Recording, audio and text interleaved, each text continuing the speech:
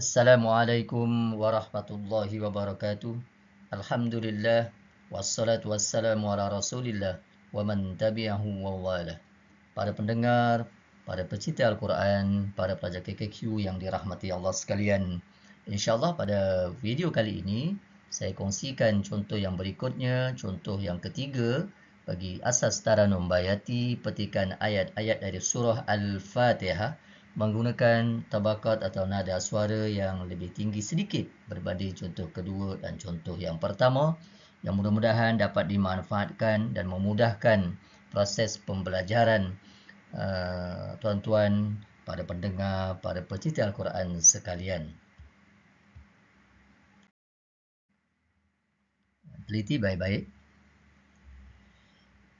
A'udzu billahi minasy syaithanir rajim. Bismillahirrahmanirrahim. Harakat yang pertama. Alhamdulillahi Rabbil Alamin.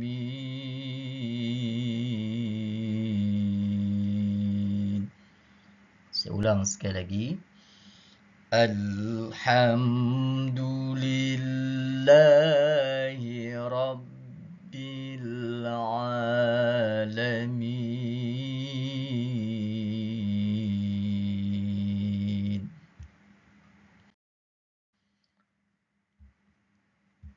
Harakat kedua, suara naik sedikit dengan tepat.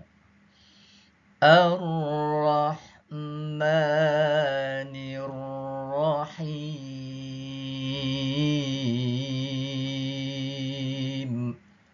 Saya ulang sekali lagi. Ar-Rahmanir-Rahim. Seterusnya, saya pindah ke harakat ketiga. Naik lagi suara sedikit. Maliki yaumiddin.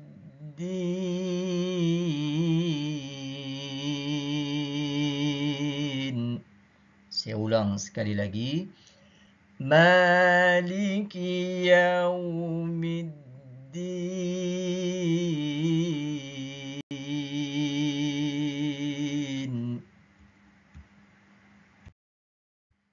Seterusnya, harakat yang keempat. Qita'ah, sebahagian, sepotong dari harakat keempat yang belum sempurna. Dengar baik-baik. Iyyaka na'budu wa iyyaka nasta'in.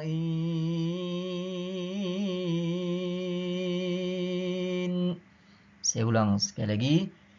Iyyaka na'budu wa iyyaka nasta'in. Selanjutnya, saya sambung harakat keempat tadi supaya sempurna. Ihdinas siratal mustaqim.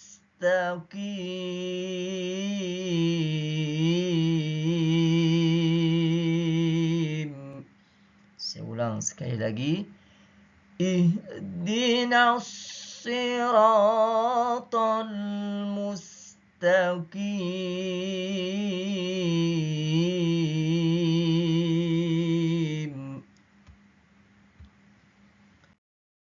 Berikutnya, saya pindah ke harakat kelima, bayati Husaini. Harakat kelima. Siratal ladzina an'amta alaihim. Saya ulang lagi sekali. Siratal ladzina an'amta alaihim. Berikutnya pindah ke harakat ke-6. Bayati Husaini harakat ke-6. Ghairil maghdubi alaihim waladdallin.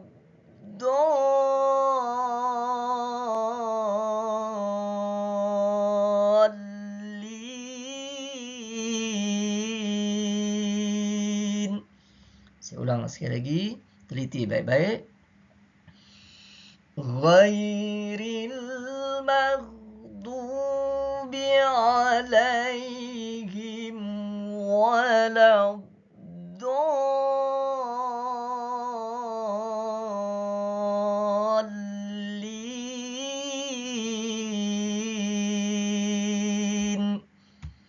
Sadaqallahul azim. Para pendengar yang dikasihi sekalian, mudah-mudahan contoh yang saya kongsikan tadi dapat membantu proses pembelajaran Taranum Bayati tuan-tuan dan puan-puan.